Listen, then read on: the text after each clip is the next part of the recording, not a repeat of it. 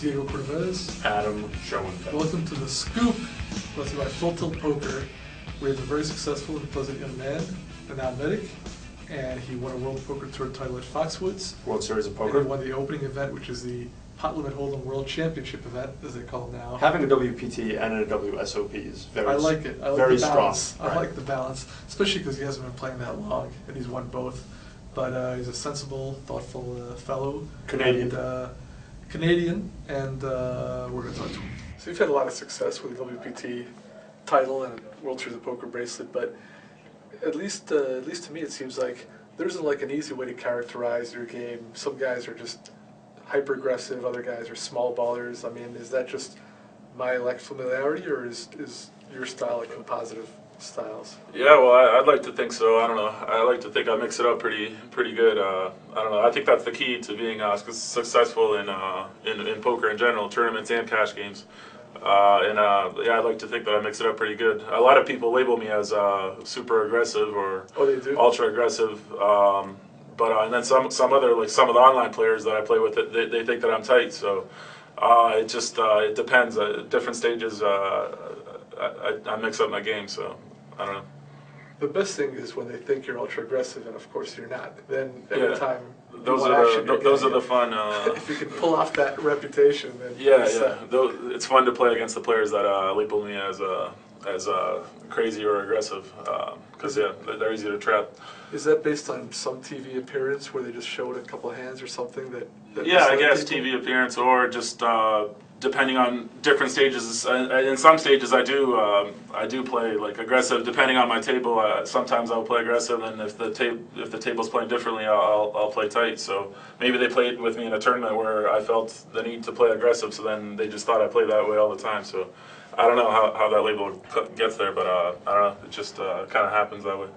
Do you play a lot of cash games as well? I used to play a lot more cash games, but lately I've been focusing on tournaments, and I still play. I still play a little bit online, but I used to concentrate more on cash games. But like I said, now I don't know.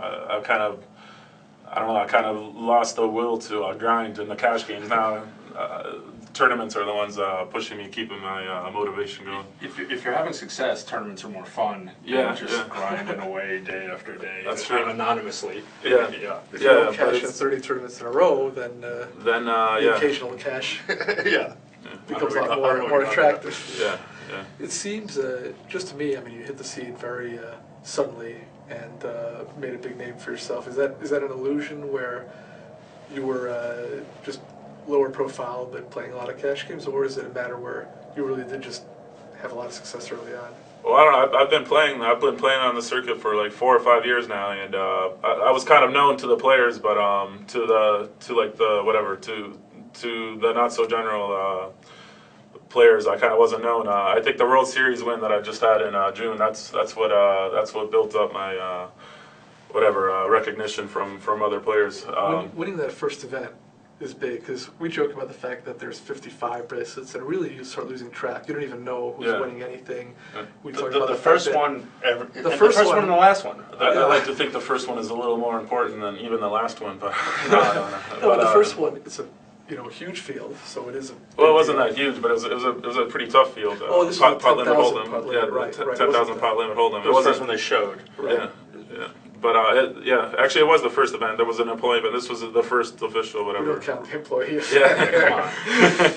But employee they're showing his bracelet saying, I got a bracelet too. I'm like, let me know when you win an open event. And then you had a star-studded final table. Yeah, it was really tough. It was really tough final table, televised event. So I don't know. It was a good event to win, and I was fortunate to have won it. And you had a super dramatic hand where you knocked out, Well, I knocked out I forget the exact Kathy. details, but it was like 3 guys all in, right? And you. It was 3-handed, and I got it all in with queens against Kathy. She had 6s, I believe, and Andy Block had pocket 9s. Right. He had us both covered, but my queens held up, and I got it. I like when it's 3-handed and all 3 are in. Yeah, that's kind of rare. It's kind of rare. Super but, rare. Yeah. And we all got it all in, and I flopped a queen right on the flop, so they were drawing pretty bad. Now you had won World Poker Tour prior to that. Yep, I won the Foxwoods World Poker Tour. Was that Kathy was also at that final table? She was also there, yeah. She finished fourth, I believe, there. And yeah, I love having her at my final table. I don't know if it's a good luck charm or Yeah, you I don't got know. some hex over her. But Yeah, but it's coincidental. yeah, I guess, yeah. But yeah, I won that event, and even after I won that event, that's almost 2 years. That actually is 2 years ago now. And after I won that event, that was for like almost twice the amount of money. But I got some recognition, but not nearly as much as after I won the World Series event. I don't know. I mean, you know, World Poker Tours they've been on different networks, but Yeah. none of them are ESPN. Yeah. And the World Series really is, in terms of recognition, huge. And that first event, everyone's hungry to see the World Yeah. Series, so that's an ideal to win if you want to be famous. I never even realized that the last few years, kind of World Series time, there was always really good cash games, and I kind of concentrated on cash games. And this is really the first year I concentrated on tournaments, and I never really realized how big the TV exposure was until I just won it. But yeah. Well, this year, I mean, ESPN did a good job promoting things. The ratings were up for the whole thing, and the WPT. I mean, the ratings there have really fallen, and Right. you know, they've just, as you say, they've gone on different channels, different times. They're on super long delays, so they don't have the same oomph that they did that. Well, that you're first among the year. few who can compare the two wins and decide which is more important. When you said about focusing more on the tournaments themselves, the World Series, did you play any cash games, or did you just play the tournaments? 'Cause Yeah, pretty much. Yeah, sorry. Pretty much just tournaments. I may have played a little bit online when if I busted early, but I stayed away from the games. And the games are actually down, not as good as they were the past few years. Right. It looked like a lot more of the players were doing the same thing, concentrating on tournaments this year. So. Or the games are just down for whatever reason. Yeah. As Well, well. the economy. Economy, There's yeah. a bunch of reasons. Yeah. I've always thought it was very tough to switch back and forth. I made the decision like years ago where I would pretty much just play the tournaments, not play any cash games, just because the mentality is so different, and because you can also just get yourself tied up where you start playing long sessions. But I don't know, Barry Greenstein, it seems to be the exception where he'll play a tournament till midnight and then he wants He'll to play go all, play no, cash he'll play all night games. and then just go. He'll play cash game all night and then go play the tournament and then bust out of the tournament and go play cash He may games. be the exception that proves the rule, even though he's like older than all of us. Yeah, because it was in the early '90s. Yeah, it's very tough, especially World Series time when even if you play the tournaments alone, that just kills you mentally. Like just every day, there's 2 tournaments a day sometimes, and then to be able to play cash games as well, that's way too much. I That think. seems crazy. Yeah. You talk about how the World Series win even surprised you in terms of the recognition and the publicity generated. How important is that to you compared to just winning the cash and the respect of your peers as well? But I mean, it used to be in poker that a lot of guys, they wouldn't even play too many World Series tournaments because financially it wasn't a big deal. In terms of peer recognition, it wasn't even that big a deal because people know in a tournament anything can happen. How is that balance for you? Well, I didn't really think it would be as big as it was, so I kind of whatever. I just wanted to concentrate on tournaments. I don't know. I got into the tournament kind of. I enjoy it. I don't know. Well, I enjoy. Most of them you lose, but once you get deep in a tournament, it's just there's no feeling like it. Like when you're at a final table or when you're near the end, it's just I don't know. That's what I play for. But well, first of all, I play for the money. I don't know. The recognition is good and all that, but the money in tournaments, there's a lot of money to be won in these tournaments, and the tournaments are just getting bigger and bigger. So. That's the first thing. A lot of players can lie. They play whatever. They play for the bracelets. They play for the recognition. But we all play for the money. Of course. Well, maybe there may be a few guys who've already won so much money that it really is. Phil Hellmuth, he would gladly forego money to get a bracelet. Yeah. but he's Okay. not. Yeah. There are not a the couple. norm. Yeah. There are a couple. Yeah. In any sense. And he has a lot of money coming in, Right. regardless of whether he wins or loses. It's a different thing. So, but Yeah. There are some exceptions. for the most part, you need the cash to be coming in regularly just to play the tournaments. I like so. money. What was the biggest influence on you in terms of kind of making the jump to suddenly having a lot of success? Was there any particular player or thing you read or anything that influenced you, or you just trial and error and suddenly started clicking? Not really. Like I don't know. I was I was actually more successful. Like when I played cash games, I was doing really well in the cash games. Like I was making a lot of money.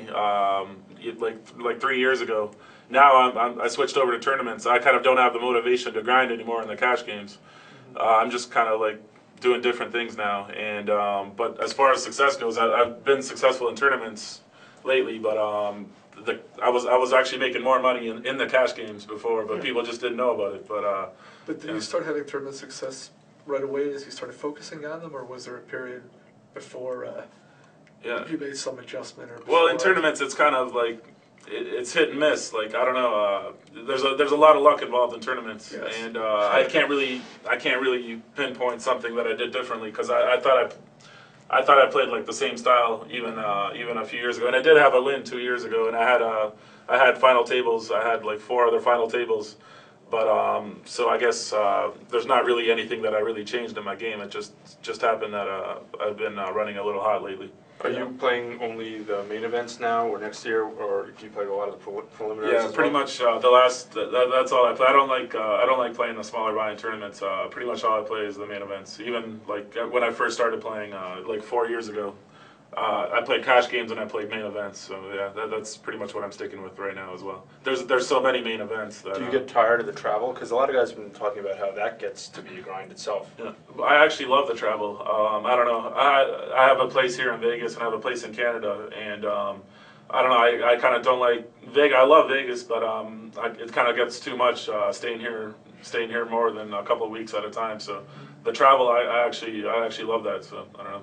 It doesn't really bother me that much. So you've been traveling through Europe or Yeah, Asia, I just got back or from everything? Europe. Well, Asia, no, I haven't, not so much, but yeah, just between Europe, I don't know, Bahamas coming up in January, Australia, just, I don't know, I love the travel. Well, we know you're going to have a lot of continued success, and next year, probably a few more of these big visibility wins or at least contention. So we appreciate you coming Thanks, by, Nenad. Thank spending you. time with us. It's been a pleasure. And thanks for joining us on The Scoop, brought to you by Full Tilt Poker. Write to us at thescoop@cardplayer.com.